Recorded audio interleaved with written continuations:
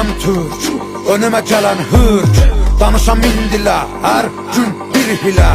Mərkiyə qadağalarım, doğrana dilim eli ilə. Mənəm burada sahibi mülkətim, türkdür qanım türk. Yer üzündə kul mənəm, düşmanıma qul mən. Nəsimi kamanından bıraxdığı o tir mənəm, tir mən.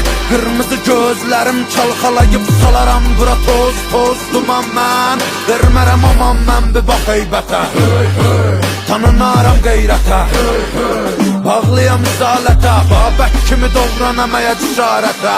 Düşəmə gəl zarətə, mübarizəm tək başıma yığınıza qəniməm. Əlimlə verəm vətənə paytəni, mən öncədən bir ki çoxunu bəliyərəm. Boyanam qana türkümü məliyərəm, ayaq olcu qurtlar rəqs eləyir, yer gəlir gəng eləyir. Əlim tüfəngimə, kim gəlir cəngimə, polad əşimov gənginə, kölgəmə hürkür, özün qorxuya bürkür. Mənim elimdir türküm şükür, şükür bükür bükür, yırtıcı ələmin vaxtıdır artır qədəmi. Mədəminə səbəb olacam ey mənə deyən pan. Mənim Mehmetciklərim hər biri xan. Məni qan, vətənin hər yarasına geci tezi var, alınacaqdır intiqam. Bağır durmamışıq, vurulur plan, ay qıvrılan ilan bil. Qartalım baxır inan, qan qoxusu gəlir güman ki sığmır bura qorxular. Bizdə bunlar çoxdular, can dələnlər yurda, qan edənlər burada.